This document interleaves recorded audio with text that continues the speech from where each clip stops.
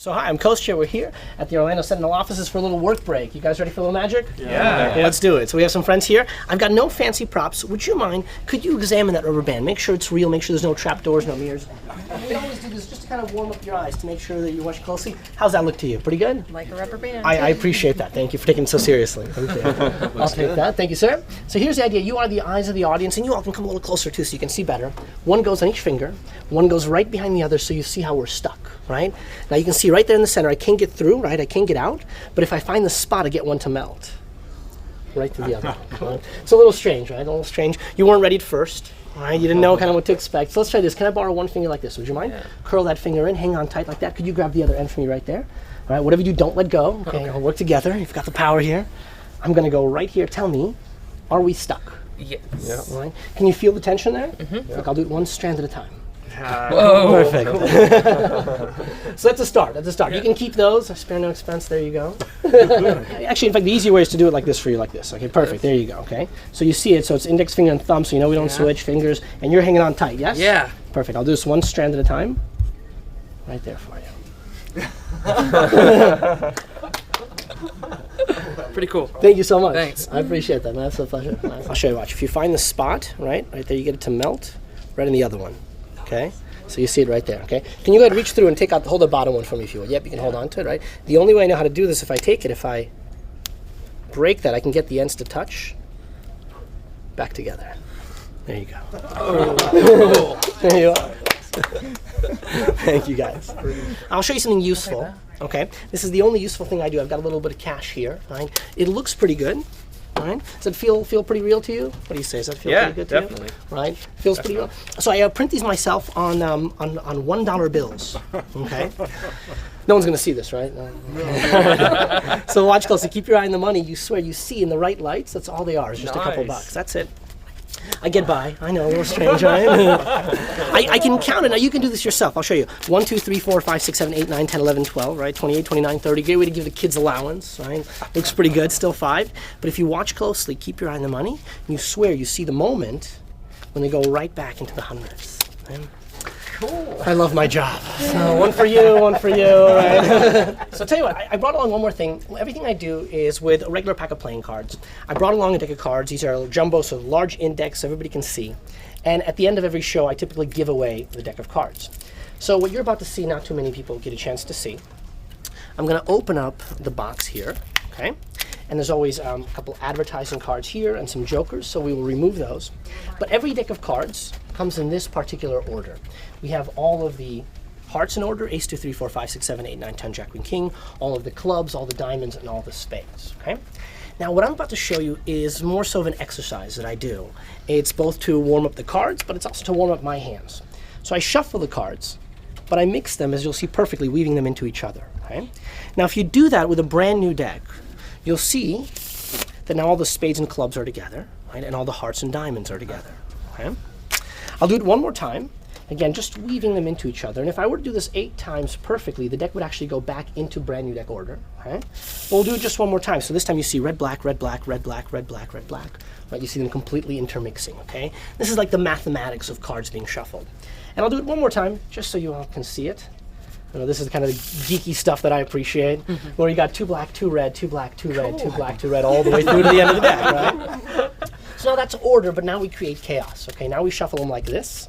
In fact, the craziest way to shuffle the cards is to shuffle them this way, face up into face down, okay?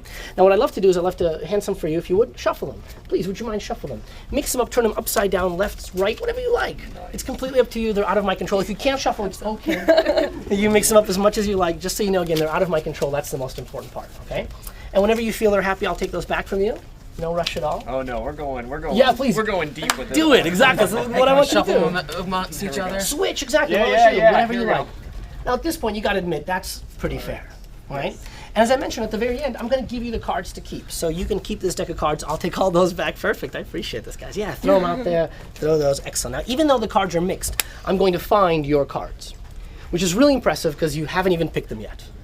Okay, I get excited by the shuffling, all right? So do me a favor, look, the cards are all here. Would you mind, you'll be first. Reach in and take out a card, face up or face down. Face up is nicer, but it's up to you. You got it, thank you. Show the card around to the people next to you. And would you mind? As well, you can reach in and take out a card, face up or face down. It's totally up to you. And show the cards to the camera as well. Make sure you guys got them, okay? And then what I'd like you to do is I'd like you to put the card back in, face up or face down. That's the cool part, is that you can put it in face up like you got it, or face down if you want. So there it goes right there, face down. And you see it up until the very last second.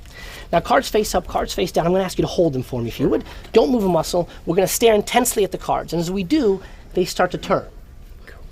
And now every card is face up.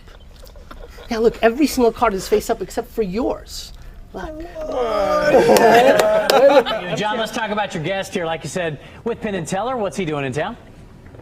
So yeah, you were on Penn Teller's Fool Us. Absolutely. So they have a new show, and the premise is that magicians get to go on there, and you have one chance to do one magic trick for them. And if you fool them, you get to open up for their show in Vegas. And we filmed this a little bit ago, and now the episode is about to air on Monday the 17th. So I'm really excited. So this was taped a little while ago, so we're not sure. I know you can't reveal kind of what happened. Can't say what happened. They made me sign papers. but Penn surprised me. I will say this. It made for good TV. Penn messed with me. It'll be really fun to watch. So how did you get into magic?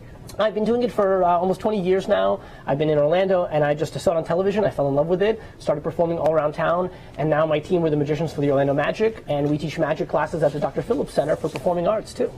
Now, John, would you ever take a magic class to learn how to do all this stuff? I wish I had a talent like that. You were on our show recently up here, right? And you did some absolutely some illusions for us. I've got nothing, guys. I wish I could, because I think it'd be cool. But how long would it take to at least get a few skills down? Well, so here's the idea. The classes, it's a 6-part course, and each class is an hour and a half. And the goal isn't to turn someone into a magician, but it's for adults, and it's kind of like Toastmasters and magic put together. The idea is to improve your public speaking skills. And my goal is to teach the groups 1-2 things they can do as an icebreaker at a cocktail party, at a networking event, something they can do to amaze their kids at home. So it's not going to turn you into a magician, but it will teach you how to think like a magician and the psychology behind it, and that you can apply to anything you do. So you brought a trick to show us. Yes. All right, so why don't you get started on this? Well, and I didn't want to try to fool you. Instead, I wanted to share something with the viewers and with you, something interesting. Okay. So what we're going to do is we're going to use a pack of playing cards, 52 different cards in the deck. Everything I do is with a regular deck of cards. And for the time being, what I'd like you to do is to cut the cards. Cut them high, cut them low, wherever you like. And we're simply going to mark your cut and keep it right there. Okay? All right. And there's your card there. Okay. Now here's what I've got. I brought along some jumbo cards so you can see this clearly. Right? These fit my hands. I have big hands. This is so you can shuffle. Yeah, it makes it easier. But this is a true story. It's a true story that I made up. But I think it's true, and here's why. One day while I was looking at the King of Hearts, I noticed that he was different from all the other kings. Now if you look at the King of Spades, he has 2 hands right there, and there's no sleeves showing. The King of Diamonds, same thing, he has 2 hands, no sleeves showing. The King of Clubs has 2 hands, you can't see the sleeves. Now these cards are just like the ones that you have at home, so if you've got a deck of cards in a drawer at home, grab it right now. You'll see this is true, that the King of Hearts has not 1, not 2, not 3, but 4 hands. Yeah. Right, so it's an extra pair. Okay. Now here's the cool part. The sleeve of the hand holding the sword and the sleeve resting on the chest are 2 different sleeves, okay? So they call him the Suicide King, but I don't think it was a suicide. I think it was a murder. Somebody killed the King of Hearts. Okay. Right? So now the question is, who was it, right? Well, the ladies, the queens, they were there that night at the party, their wives, right?